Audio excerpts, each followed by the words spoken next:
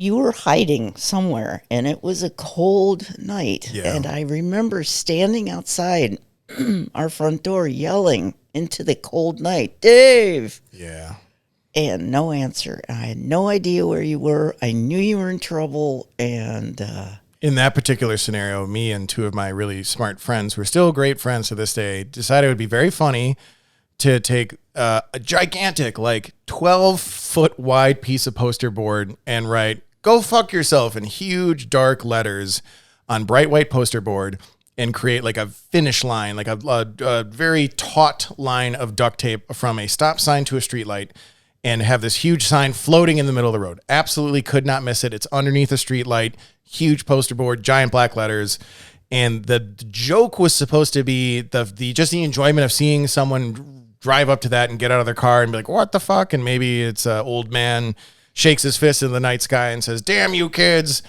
That's not how it went down. There was a towny bar about a half mile away called Bogey's that a gentleman had left and had clearly been drinking, and he was swerving and he was being followed by cops. And I think that the guy driving was much more concerned about the fact that there were 3 cops following him, and he ended up like plowing through this, and it was like heavily reinforced to get this like 12-foot wide piece of poster board to float in the middle of the air. So this guy hit it so hard with his car, and he kept going. I'm sure it drastically impeded his ability to drive because he's drunk and he has this giant thing of poster board, but it like jerked it ripped the stop sign forward, and those things are like concreted into the ground. And two of the cops there were several cops following us, but 2 of the cops immediately peeled off onto the street that we were hiding on, which just so happened to be the street that I lived on, which was the terrible planning. Never claimed to be a good criminal. And then at that point in time, so it was me, Jimmy, and RJ. Jimmy immediately hopped a fence and went into a cemetery and got away immediately.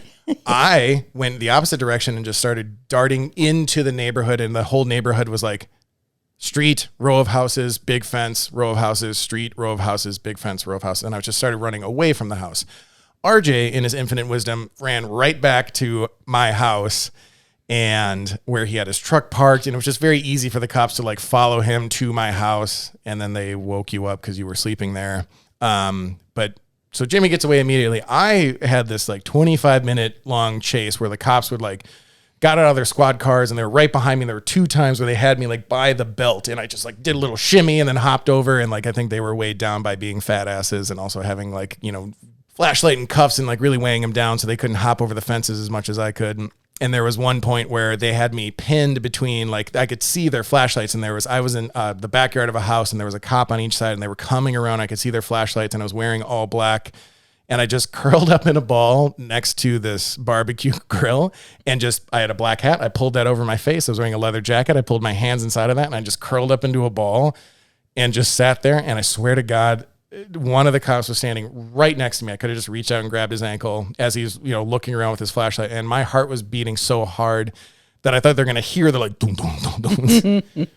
Didn't see me, drove away. And I come home. Hope you had a good time. I mean, that part wasn't fun. It was like miraculous to like survive that. And then I feel like I'm on top of the world only to come home and be like, "Oh, RJ ran straight to the fucking house and got arrested, and you were super upset." And I never enjoyed upsetting you or having you disappointed in me. So I'm sorry about that, but I haven't done it since on the straight and narrow.